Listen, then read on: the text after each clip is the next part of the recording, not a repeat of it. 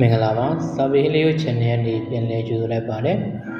ဒီနေ့တင်ဆက်ပေးမယ့်အကြောင်းအရာလေးကတော့ငါးကြီး10မျိုးရဲ့အကြောင်းပဲဖြစ်ပါတယ်နံပါတ်1ရေကူးညာတင်ပြောနည်းမြစ်တစ်ဖက်ကနေပြီးတခြားလိုရာစိတ်ကန်းကိုဖြတ်လို့ရင်မြစ်ညာကတင်ပြီးကူးမှလိုရာစိတ်ကန်းကိုရောက်သလိုပဲကိုလိုချင်ရာကိုရောက်အောင်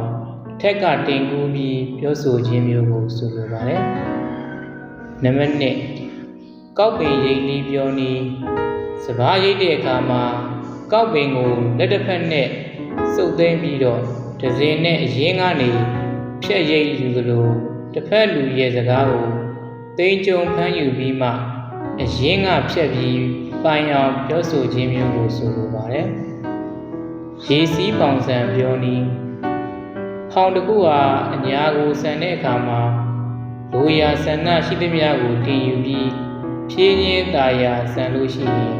လိုရာရက်ကိုရောက်နိုင်ပါတယ်။အဲ့ဒီဥပမာလိုပဲစကားအရာမှာလည်း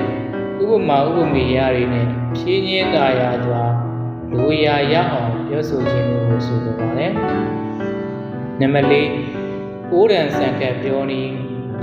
အိုးနဲ့ဆန်တန်အောင်ချက်လျင်နူးနဲ့စွာနဲ့သုံးဆောင်ရသလိုစကားအရာမှာလည်းမယုံမလွန်နဲ့လိုရင်းကိုရောက်အောင်ပြောဆိုခြင်းမျိုးဖြစ်ပါတယ်။နံပါတ်5စီပို့ချက်ပွေပြောနည်းစီကိုရအောင်ပို့တဲ့အခါမှာအထက်ထက်ခါကပို့ရတယ်လို့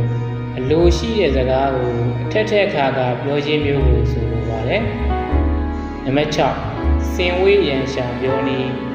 စင်ကဝိမယ်လို့လိုက်တဲ့အခါအားကြီးလာတဲ့အတွက်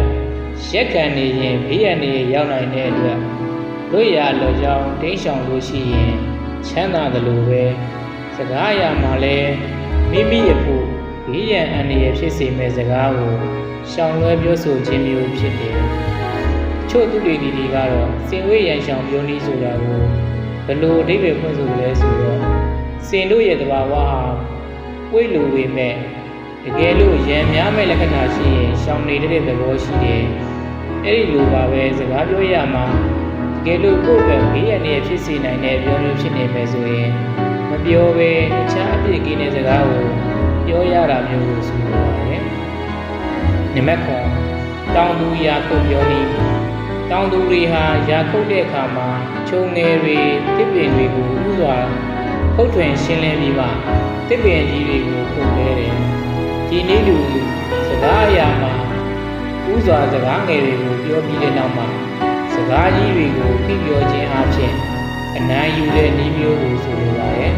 ။နံပါတ်8ချက်စုပ်ခုတ်ပြောနည်းချက်တို့ရဲ့သဘောဟာခုတ်မယ်လို့လုပ်တဲ့အခါမှာနောက်ကိုစုပ်ဟန်ပြုပြီးခုတ်တာမှခုတ်တယ်လို့ပဲစကားအရာမှာလည်းတစ်ဖက်သားရဲ့လိုလိုက်တန်တွေလိုက်ပြီးစီးတာမှစီးပြီးပြောတဲ့စကားပြောနည်းမျိုးဖြစ်ပါတယ်။နံပါတ်9ရေစီကရားရေသွားသောတွင်ပြောနည်းရေစီကရားကိုရေမာနစ်ပြီးရေပြည့်တဲ့အခါအပတ်ကိုလက်နဲ့ပိတ်ယူရင်ရေမထွက်နိုင်တယ်လို့ပဲတစ်ဖက်လူရဲ့စကားကိုပိတ်မိအောင်ပြောနည်းမျိုးဖြစ်ပါတယ်။နံပါတ်10ခက်တယ်မောင်းနေပြောနည်းဒီစကားပြောနည်းရဲ့ဆိုလိုရင်းကတော့တစ်ဖက်လူရဲ့စကားကိုဟုတ်တယ်လို့လည်းမဆိုမဟုတ်ဘူးလည်းမဆိုပဲမတေမကျပြောတဲ့စကားပြောနည်းမျိုးဖြစ်တယ်လို့ဆိုပါတယ်။